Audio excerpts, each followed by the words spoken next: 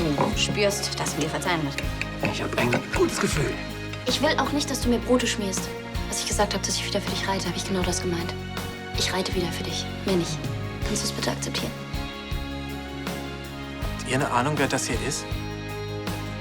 Nein, keine Idee. Du hast dein Versprechen gehalten und ihm in seinem Abschiedsbrief nicht gesagt, dass er eine Schwester hat. Er darf es nie erfahren. Niemals.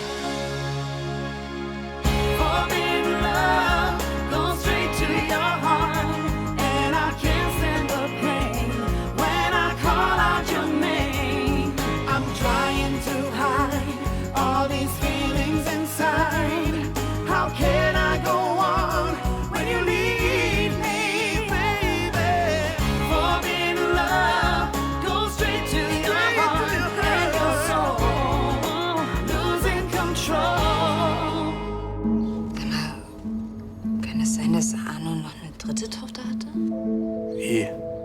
Wie kommst du denn da drauf? Ja, dieses Mädchen da von einem Foto und hier steht, dass sie zur Adoption freigegeben wurde. Brief ist total angekokelt. Deswegen kann man die Anrede nicht mehr erkennen. Das ist wahrscheinlich bei dem Brand in Arnos Haus passiert. Ja, möglich. Kein Hinweis auf Absender oder Adressat. Ja, aber was würde das denn bedeuten, dass Arno sein eigenes Kind weggegeben hat? Ja, zumindest liest es sich so. Hier steht: Wir sind froh und unendlich dankbar, dass Sie uns Ihre Tochter Bella anvertraut haben. Glaubt ihr, Arno würde seine eigene Tochter zur Adoption freigeben? Ganz verstehe ich das auch nicht. Ja, wir können ihn ja auch nicht mehr fragen, denn er ist ja nicht mehr da. Der fehlt mir so. Er fehlt uns allen.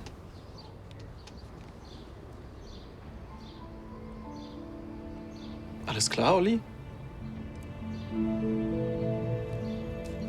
Was hat das alles zu bedeuten?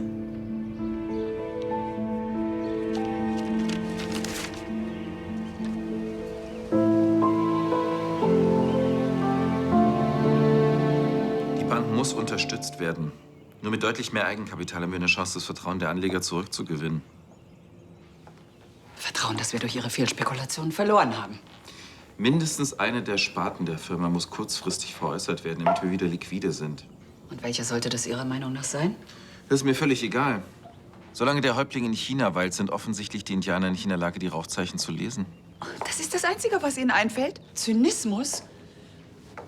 Das ist ja eine großartige Lösung. Sie leiten dieses Gremium. Sie wissen so gut wie ich, dass es keine Alternative gibt. Ja, das ist nicht nur sehr interessant, das ist fantastisch. Danke, ich melde mich bei Ihnen. Gute Nachrichten? Ja, die Erbengemeinschaft um Gräfin Ungaro-Cremont will uns tatsächlich einen Teil ihrer Van Gogh-Sammlung verkaufen.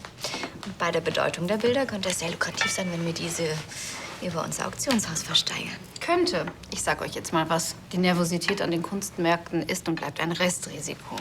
Ich kann dir sagen, wer das größte Risiko ist. Die Einkäufer, denen du deine LCL-Klamotten unterjubelst. Mode ist eine Eintagsfliege im Gegensatz zur Kunst. Wenn man bedenkt, dass unsere Bank Teil der Krise ist, dann sollten wir schon darüber nachdenken, ob wir diese Investition überhaupt tätigen können.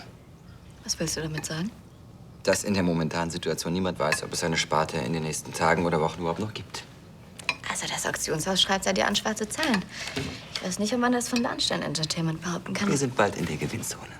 Was alles nichts damit zu tun hat, dass die Bank Kapitalbedarf hat. Wie soll der gestillt werden, wenn nicht über den Verkauf eurer Spielwiesen? Vielleicht trifft es ja auch LCL oder die Immobiliensparte. Die Zugpferde des Konzerns, das glaubst du aber selber nicht. Auch wenn du damit recht hast, Tanja, es gibt keinen Grund, derartige Spekulationen anzustellen. Niemandem ist geholfen, wenn hier Panik verbreitet wird. Ja, das denke ich auch. Hui, es denkt. Es reicht! Wir kriegen das Ruder nur mit kühlem Kopf rumgerissen. Und dazu müssen wir mit einer Stimme sprechen und mit Vernunft wirtschaften. Hat das hier jeder jetzt begriffen? Gut.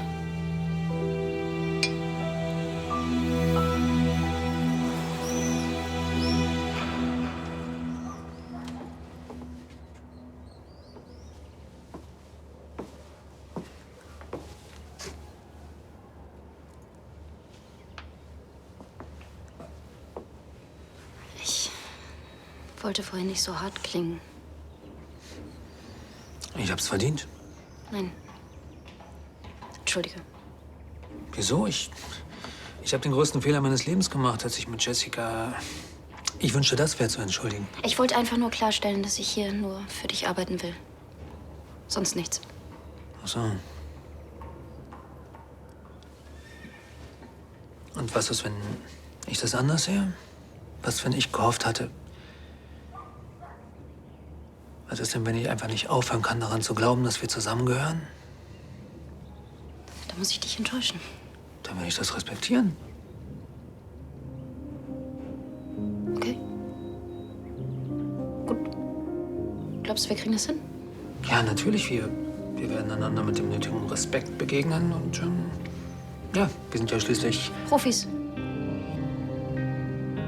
Ja. Dann ist ja alles gesagt. Ich erstelle die Futterpläne, du schaust sie dir an und denkst mal darüber nach, welche Rennen in der nächsten Saison für uns interessant sein können. Sonst noch was? Nein. Ich meine, ja. Danke.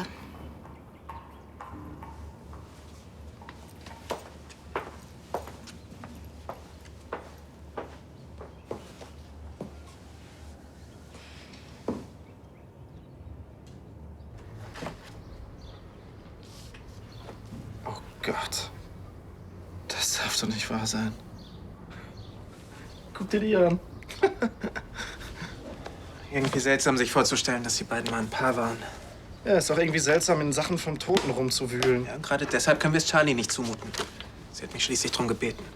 Naja, vielleicht finden wir ja noch ein paar spacige Anzüge aus den 70ern. Ja, oder noch mehr seltsame Hinweise auf suspekte Familienkonstellationen. Du denkst immer noch über diesen Brief nach? Ja. Und das Foto. Ich meine, das ist doch alles mehr als merkwürdig. Du glaubst doch jetzt nicht wieder, dass an diesem Hinweis von Arno irgendwas dran ist, dass du eine Schwester hast. Du hast Charlie doch geglaubt, dass Arno das in irgendeinem verwirrten Zustand geschrieben hat. Ja, schon, aber ich habe trotzdem ein komisches Gefühl. Irgendwas stimmt da nicht. Wenn ich an Charlies Todesblick denke, bevor Arno ihre Version bestätigt hat, ist... Und wieso war dann in Arnos letzten Brief an dich kein Hinweis mehr auf irgendeine Schwester? Und vor allem, wieso sollte bei Arno irgendein Foto von ihr rumliegen? Genau das ist das Rätsel. Olli, selbst wenn du eine Schwester hättest, dann wäre sie in einer ganz anderen Zeit geboren, als deine Familie und Arno noch gar nichts miteinander zu tun haben. Keine Ahnung, was da wie zusammenhängt. Wenn überhaupt irgendwas zusammenhängt. Charlie müsste es wissen. Ja. Und Charlie wird dir vor allem nichts verschweigen. Guck mal. Tada! Ach, wahrscheinlich hast du recht. Wahrscheinlich macht es einfach keinen Sinn, weiter darüber nachzudenken. Ja, Arno kann mir eh nichts mehr beantworten. Ich gehe da mal unten gucken, ob da noch mehr Sachen sind.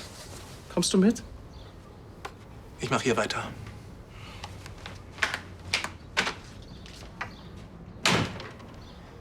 Tja, dann hoffen wir mal, dass keine Köpfe rollen werden. Ihr wisst ja, wann die Hoffnung stirbt, hm? Tanja, magst du nicht einfach mal damit aufhören? Steck doch den Kopf in den Sand und lass mich meinen Nachtisch essen. Was sagst du denn? Ist es ratsam, in so einer Situation zu investieren? Die Van Gogh-Exponate? Ja. Schwer zu sagen. Ich werde gleich mit Elisabeth die Gesamtsituation besprechen. Dann weiß ich mehr. Fällt euch noch was anderes ein außer Reden?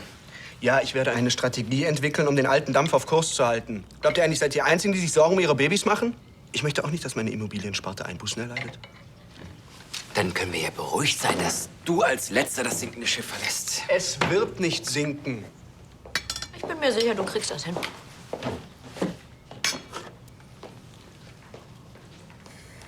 Damit wäre doch mal wieder bewiesen, dass Ludwig dir hätte den Interimsvorsitz überlassen sollen und nicht Elisabeth. Kaum ist die Krise da, bauen sie alle auf dich. Tanja, deine Spitzenkommentare bringen uns jetzt auch nicht weiter. Jetzt hör mir mal gut zu, Kapitän. Du kannst noch so viel vom Dampfer quatschen. Wir beide wissen, wenn das Wasser in den Maschinenraum eindringt und das kalte Buffet unter Wasser steht, dann bricht das Chaos aus und die Schlacht um die Rettungsboote beginnt. Siehst du, das ist genau der Unterschied zwischen uns beiden. Ich glaube zwar wie du, dass nur der Stärkste überlebt. Aber ich glaube eben auch, dass man am stärksten ist, wenn man zusammenhält. Du bist so gut. Ludwig wäre wahnsinnig stolz auf dich. Ich denke nicht so, damit mein Papi mich lieb hat, sondern weil ich weiß, dass es das Richtige ist.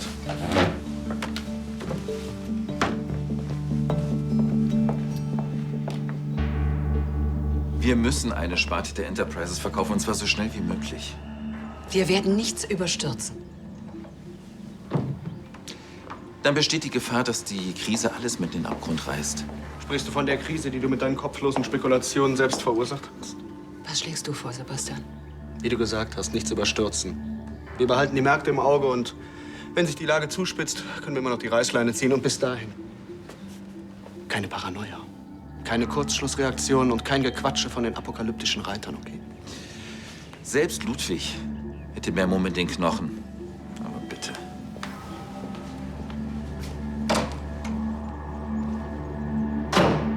Du musst ihn im Auge behalten. Sebastian, du bist der Einzige, der ihn in Schach halten kann. Welcher Idiot hat Bärbel ein Viertel mehr Kraftfutter verordnet? Ich bin der Idiot. Oh. Wenn du anderer Meinung bist, können wir das gern diskutieren. Aber ich dachte, dass das Fohlen ein bisschen Power gebrauchen kann. Bärbel ist hochträchtig. Hört, der Experte für weibliche Bedürfnisse. Soll das jetzt ewig so weitergehen? Wie lange willst du mir das vorwerfen? Was? Dass du mich mit Jessica betrogen hast? Du, keine Ahnung, gibt's dafür eine Frist oder so? Ab wann man den Mantel des Vergessens drüber hängt? Mensch, Dana, ich weiß, dass ich dich verletzt habe. Was glaubst du, wie gerne ich die Zeit zurückdrehen würde? Aber das kann ich nun mal nicht. Und ich kann's nicht vergessen. Ja, habe ich begriffen. Und jetzt? Mach ich am besten meinen Job. Und du machst deinen? Wie Profis? Hör doch auf, wir sind weit davon entfernt, uns professionell zu benehmen. Du kriegst so alles, was ich sage, in den falschen Hals. Und umgekehrt. Hör zu, ich weiß, ich verlange viel von dir, aber wenn wir hier wirklich als Team funktionieren wollen, dann müssen wir unsere privaten Probleme beiseite stellen. Kriegst du das hin? Klar.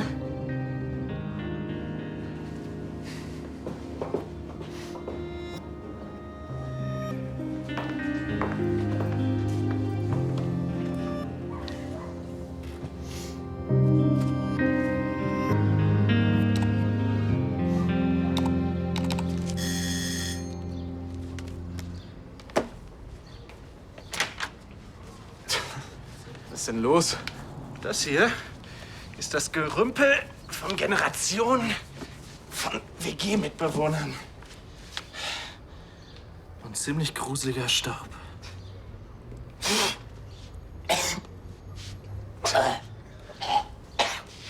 Hier. Oh, danke.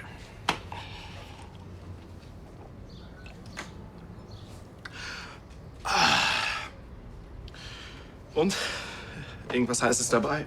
Nein. Jedenfalls keine silbernen Plateauschuhe oder Wasserpfeifen, falls du das meinst. Schade. Ist wahrscheinlich alles bei dem Brand draufgegangen.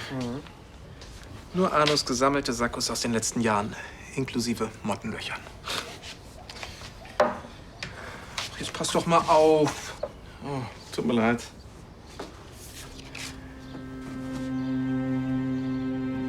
Das gibt's doch nicht. Was ist denn los? Olli. Ich verhandle gerade mit dem Broadway. Wenn wir das Musical bekommen, dann können wir den Erfolg von Lily Rose sogar noch steigern. Wie weit ist das fortgeschritten? Es gibt diverse Bieter, aber ich bin sicher, wir machen das Rennen. Gut. Helena? Wie gesagt, ich bin an den Van Goghs dran, was ich für ein sehr gutes Geschäft halte. Und wenn ich den Zuschlag bekomme, dann könnten wir in ungefähr 8 Wochen eine Auktion starten. In 8 Wochen? So viel Zeit haben wir nicht. Seit unserem Nachwuchsdesigner-Wettbewerb konnten wir die Absätze bei LCL erheblich steigern und die Prognose bis zum Jahresende sieht sehr gut aus. Sehr gut, Tanja. Gut. Hagen. Wir werden bei den Grafenberg Open teilnehmen. Dana und Lucky Star sind in Topform und haben gute Chancen zu gewinnen. Das klingt sehr gut. Für mich klingt das nach einer Menge ungelegter Eier, in denen klitzekleine Küken stecken, die leider nie das Licht der Welt erblicken, weil die Henne tot ist. Ansgar, meinst du, du schaffst es 5 Minuten ohne destruktiven Kommentar? Tut mir leid, ich fürchte, so viel Realitätsverlust ertrage ich nicht. Hat er recht? Jedenfalls hat er nicht das Recht, so eine große Lippe zu riskieren. Also werden doch Köpfe rollen. Nein, nein, nein, nein, nein. Nicht, wenn es uns gelingt, gemeinsam eine logische und betriebswirtschaftlich sinnvolle Alternative zu entwickeln. Olli, kannst du jetzt mal sagen, was mit diesem Glas ist? Voila. Hatten wir das Ding nicht in die letzte Ecke von unserem Schrank gestopft? Auferstanden aus Ruinen. Ja, und hässlich. Ist es nicht, aber darum geht's auch gar nicht. Und warum dann? Guck mal.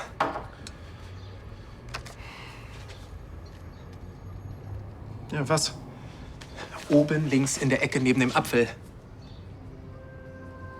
Ein Fleck. Christian, das ist kein Fleck, das ist ein Erdmännchen. Dieses Baby auf dem Foto und ich, wir hatten das gleiche Kuscheltier. Es gibt also doch eine Verbindung zwischen uns.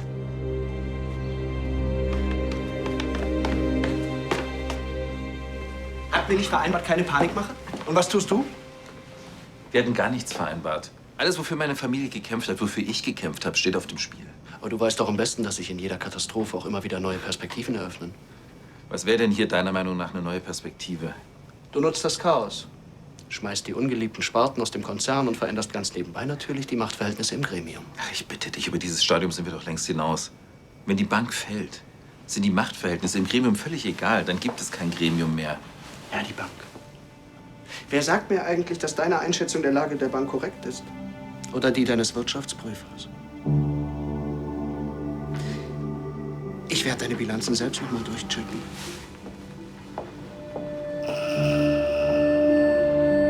Das ist also das gleiche Erdmännchen. Ja. Und was ziehst du jetzt für einen Schluss daraus? Dass das Baby auf dem Foto doch meine von Arno erwähnte Schwester sein kann. Um wie viele Ecken muss ich denken, um diese Möglichkeit zu erkennen? Zugegeben, es ist kompliziert, aber es ist nicht unmöglich. Aber total unlogisch, Olli. Wir waren uns doch schon einig, dass eine Verbindung zwischen deiner Familie, Arno und Isabella überhaupt nicht sein kann. Deine Familie kannte Brandners überhaupt nicht. Und warum hatte dieses Baby dann das gleiche Kuscheltier wie ich? Weil viele Eltern ihren Kindern Kuscheltiere schenken? Das ist ein Massenprodukt, ein Zufall. Ach, Christian, das ist mir ein Zufall zu viel. Kurz vor seinem Tod spricht Arno plötzlich von meiner Schwester. Dann taucht ein Brief auf, in dem von Adoption die Rede ist. Und jetzt auch noch ein Foto, in dem Lumpi auf dem Regal steht. Lumpi? Ja, ein sehr süßer Erdmännchenname, wie ich finde.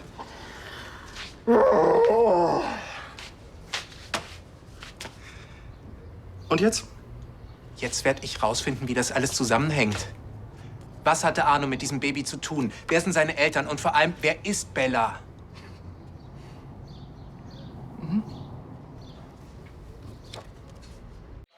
Ich habe eine Liste vorbereitet, an welchen Rennen wir in diesem Jahr an den Start gehen können.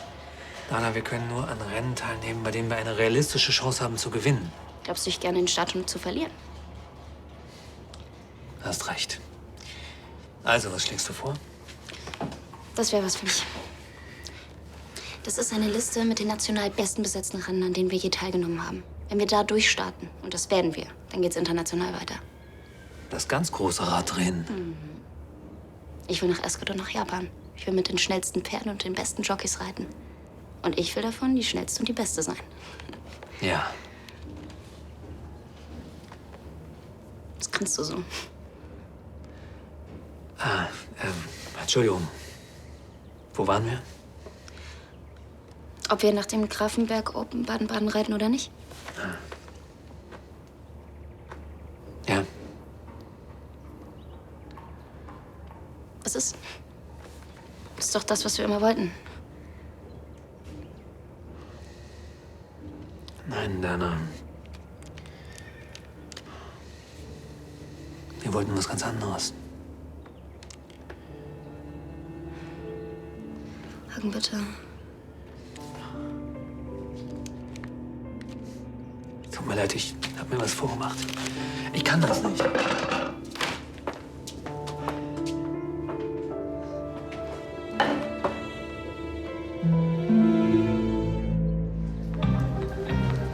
Okay.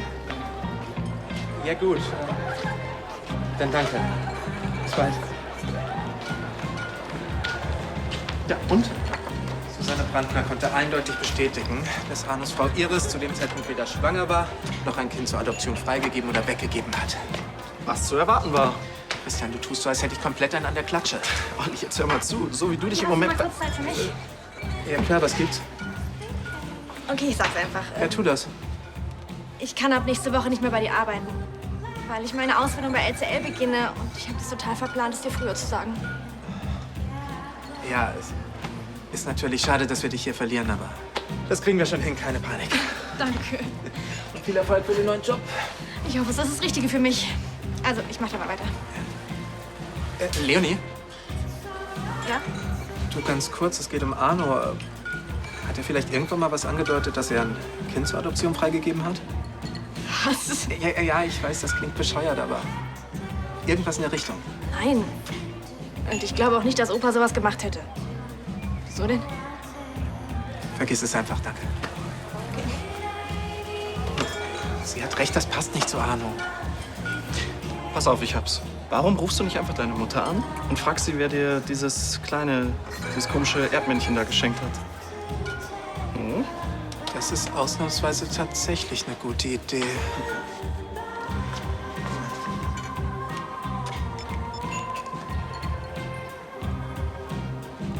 Hallo Mama, ich bin's. Ja, alles gut. Du ganz kurz nur. Erinnerst du dich noch an Lumpi? Genau, mein kleines Erdmännchen. Hast du mir das damals geschenkt? Nein. Wer war das denn dann? Du, Mama, danke. Ich melde mich wieder. Ja, Grüße auch von Christian. Ciao. Es war Charlie.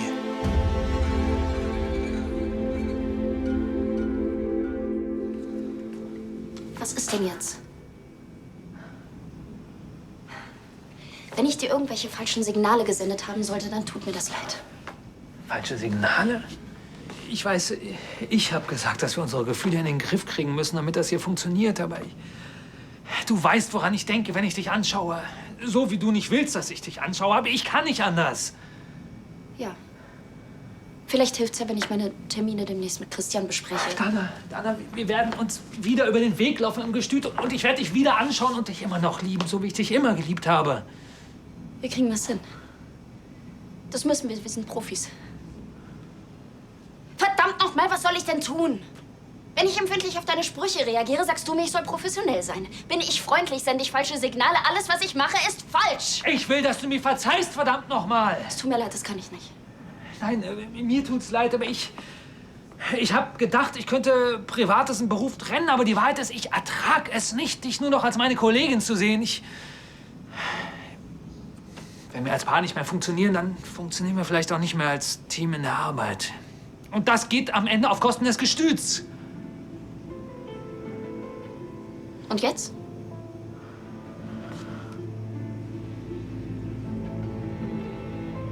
Tut mir leid, aber ich muss dich feuern.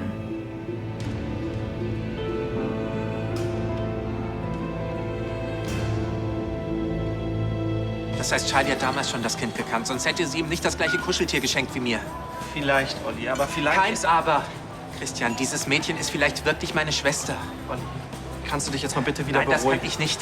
Entweder meine Mutter oder mein Vater. Einer von beiden ist fremdgegangen und Charlie hat davon gewusst. Olli. Wahrscheinlich ist sie deswegen so überstürzt abgereist, damit sie mir keine Antworten auf meine Fragen geben muss. Aber sie hat etwas gewusst. Christian, da draußen läuft vielleicht irgendwo meine Schwester rum. Da kann ich hier doch nicht untätig rumsitzen. Olli! Hörst du eigentlich noch, was du da redest? Was ist denn das? Irgendjemand von deinen Eltern ist vielleicht fremdgegangen. Dabei ist ein Kind entstanden, was irgendwie Arno kannte. Der es aber zur Adoption freigegeben hat. Und Charlie wiederum hat davon gewusst, aber hat es dir verschwiegen. Was ist denn das für eine Konstruktion? Und deswegen irgendein Babyfoto und irgendein Lumpi da drauf? Olli, bitte.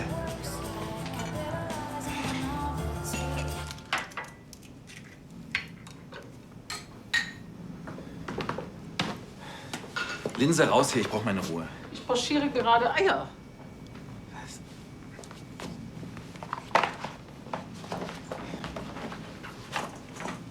Welche Eier? Ich sehe keine Eier. Raus hier. Früher dachte ich, Sie wären ein Gentleman.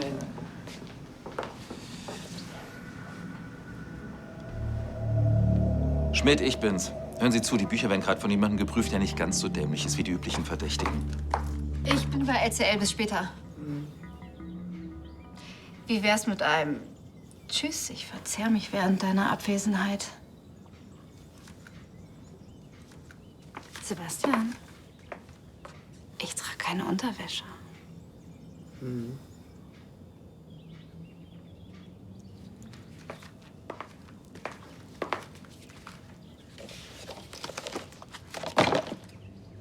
Spinnst du? Was machst du da?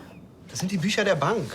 Wir hatten doch gerade einen Wirtschaftsprüfer da, diesen Schmidt. Ja, aber ich vertraue leider nur den Wirtschaftsprüfern, die ich auch selbst bestochen habe. Mhm. Und gibt's irgendwelche Mauscheleien? Bis jetzt konnte ich noch nichts finden.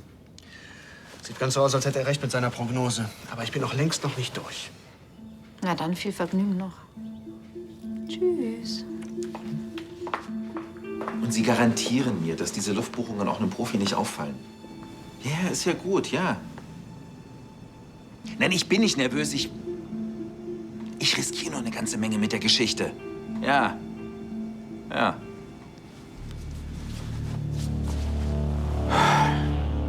Schön.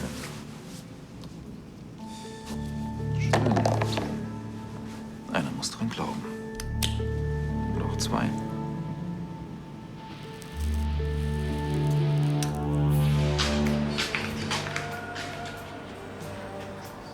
Ach, Olli. Pass auf, dass du dich nicht verrechnest, wenn du die ganze Zeit nur an deinen Lumpi denkst. Christian, du nimmst mich nicht ernst. Doch. Ich mach dir jetzt erstmal Kaffee. Hm? Hey, Christian. Ah, hey. Danke. Hallo, Olli. Hey. Ich mache hier gerade die Endabrechnung für Leonie fertig. Ja, ich habe schon gehört. Wirklich schade, dass sie geht. Hey, was ist das denn? Bist du das? Nee. Aber, Ja. findest du, dass es mir ähnlich sieht? Boah, das ist wirklich schwer zu sagen. Naja, doch, vielleicht so die Augen. Wieso? Nur so. Wer ist denn das süße Ding? Um ehrlich zu sein, ich habe keine Ahnung. Olli, wieso hast du ein Foto von dem Baby, das du nicht kennst? Schwer zu erklären. Hier, fertig. Danke. Okay, dann bis später. Bis dann. Tschüss. Tschüss.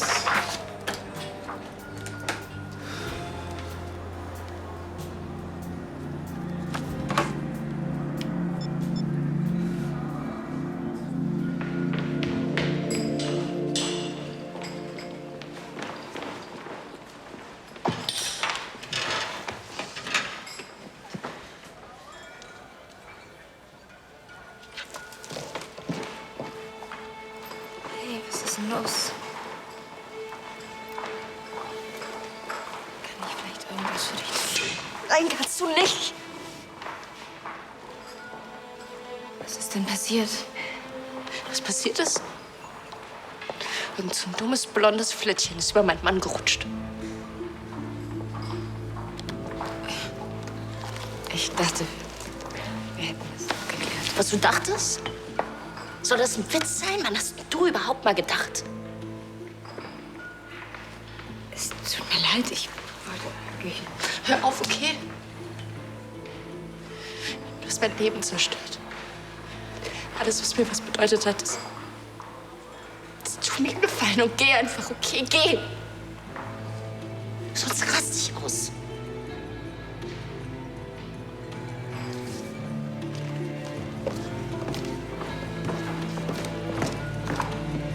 Was war das denn?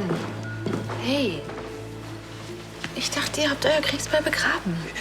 Ich kann nicht mehr.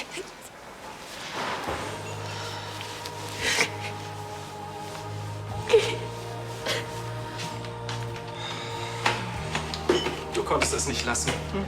Ich spüre einfach, dass da was dahinter steckt, was mit mir zu tun hat. Was hat Charlie denn gesagt? Nichts, sie hat ja noch nicht mal ihre Mailbox eingeschaltet. Sie ist ja auch an der Nordsee, um sich zu erholen. Da ist man nicht die ganze Zeit erreichbar. Oder sie will schlicht und einfach nicht mit mir reden, weil sie genau weiß, was ich sie fragen will. Olli, ich verstehe, dass du durcheinander bist, weil diese ganze Sache ziemlich komisch ist. Aber wir wohnen seit Ewigkeiten mit Charlie Tür an Tür. Und ich glaube nicht, dass sie diejenige ist, die dich jahrzehntelang belügt. das ist nicht unmöglich. Olli, nichts ist unmöglich. Aber gehen wir mal einen Moment davon aus, dass die Sache wirklich so ist. Dann würde sie dir jetzt auch nicht die Wahrheit erzählen, nur weil du ihr irgendwas von so einem Erdmännchen erzählst. Gut, dann muss es eben einen anderen Weg geben, rauszufinden, wer und von wem dieses Baby ist. Und welchen? Willst du jetzt vielleicht ein Labor beauftragen, der den Brief auf DNS-Spuren untersuchen lassen? Nein, aber... Ja? Christian, wenn es einen Brief gibt, dann muss es auch einen Umschlag geben. Arno hat alle Briefe in Umschlägen aufbewahrt. Ja, und? Ja, vielleicht hat er diesen Umschlag ja noch irgendwo in seinem Nachlass, in einer der vielen Kisten. Und du willst jetzt, dass wir den Kram durchsuchen? Ja. Und wenn es da was zu finden gibt, dann finde ich das auch. Er hat was. Er sagt, er erzählt meine Nähe nicht, wenn wir zwei nicht zusammen sind. Aber merkst du denn nicht, was er damit tut? Sich wie ein riesen Mistkerl aufführen? Wie man es nimmt. Er will eine Entscheidung erzwingen. Das ist bestimmt nicht schön. Auf der anderen Seite zeigt er dir damit, wie sehr er dich will. Er setzt alles auf eine Karte. Hallo. Vielleicht habe ich vorhin nicht den richtigen Ton getroffen. Naja, ich will auf jeden Fall, dass du weißt, wie gut ich dich halte. Und ich habe telefoniert und hier. Was ist das? Das sind die Unterlagen von 3 Top-Gestüten. Die wollen nicht alle, musst du nur eins aussuchen. Erst feuerst du mich und dann spielst du dich hier noch so gönnerhaft auf. Es ist wohl besser, wenn ich jetzt gehe. Das ist einfach unglaublich. Ist das hier verkehrte Welt? So als wäre ich ihm fremdgegangen. Jetzt soll ich gehen müssen. Nein, das musst du überhaupt nicht. Dana, du liebst ihn. Wenn du ihm noch eine Chance geben würdest. Dann verliere ich komplett meinen Stolz. Er hat mir wehgetan, Marlene. Und ich habe ihm nicht mal einen Grund dafür gegeben. Einfach so. Er bereut es doch. Ja, na klar. Wahrscheinlich hat er recht. Ich muss gehen. Ich muss neu anfangen. Das wäre wirklich ein Fehler. Er hat den Fehler gemacht.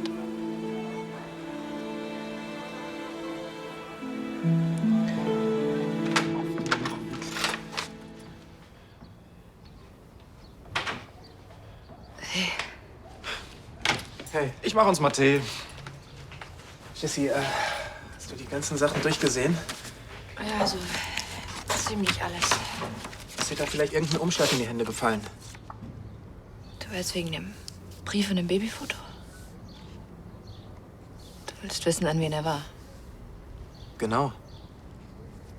Tut mir leid, ich glaube, da war nichts dabei.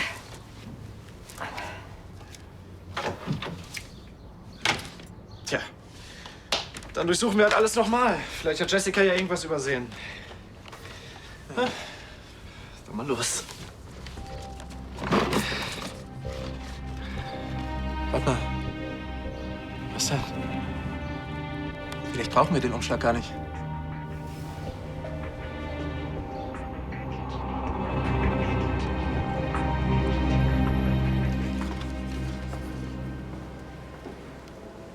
Und? Was sagt das Orakel? Es sieht ganz so aus, als hätte Ansgar recht. Naja, davon geht die Welt nicht unter. Bitte? Sag mal, weißt du irgendwas, was ich nicht weiß? Unter uns, ob nun der Ponyhof oder Tristans Entertainment-Klitsche dran glauben muss, ist mir herzlich egal. Für Marlene täte es mir ein bisschen leid. Weißt du, wenn es nur das wäre, dann würde ich jetzt eine Flasche Shampoos köpfen. Gut, dann machen wir das Auktionshaus von Helena auch gleich mit dicht. Und wenn das alles nicht reicht? Sebastian, wovon redest du? Ich bin die Bilanzen durchgegangen. Ich konnte es nicht glauben. Ich bin sie ein weiteres Mal durchgegangen. Und? Man kann es drehen und wenden, wie man will. Selbst wenn wir Auktionshaus, Entertainment und das Gestüt noch heute komplett veräußern. Bringt das nicht genug Geld in die Kasse, um den drohenden Kollaps der Bank zu verhindern? So sieht das aus. Sag, dass das nicht wahr ist. Das sind leider die Fakten. Wir werden uns von einer der lukrativeren Sparten trennen müssen, um wieder flüssig zu werden. Das heißt, entweder wir schließen meine Immobiliensparte oder wir verkaufen LCL. Das heißt, du oder ich? Ein Kopf wird rollen? Genau das heißt. Überhaupt keine Gewinnerpferde im Stall. So komme ich doch nie bis nach Ascot. Das hier, das sieht richtig toll aus. Bei Garmisch. Die hinterletzten Methoden. Oh, oder die. Die waren bei allen wichtigen Meetings dabei. Ja, gewonnen haben sie jetzt noch nicht so viel, aber... Ist kein Wunder. Der Jockey ist nicht gut, aber ist leider der Sohn des Besitzers. Sag mal, kann es sein, dass du überhaupt nicht weg willst? Och. Dann ruf an. Wo? Hier?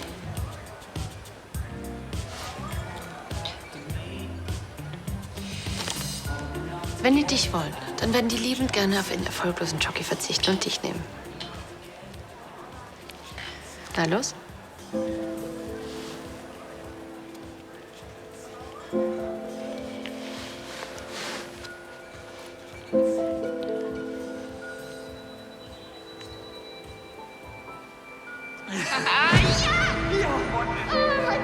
Der Manager des Rennsteins Hagen von Darmstadt seine siegreiche Jokette Dana Wolf erneut in die Arme. Ich hab so fest an dich geglaubt. Einfach herzzerreißend.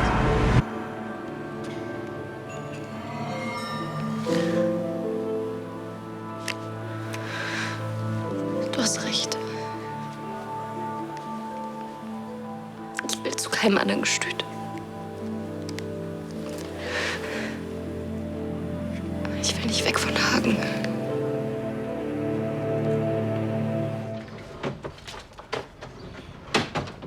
Olli, was hast du jetzt schon wieder? Ich brauche einen Bleistift. Und wofür? Olli, Schau her. Beim Beschriften des Umschlags müsste sich eigentlich ganz leicht die Schrift durchgedrückt haben.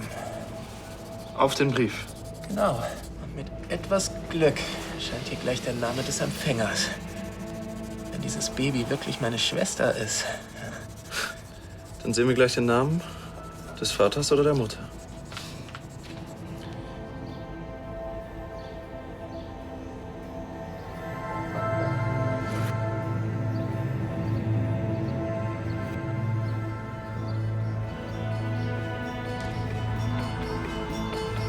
Clarissa?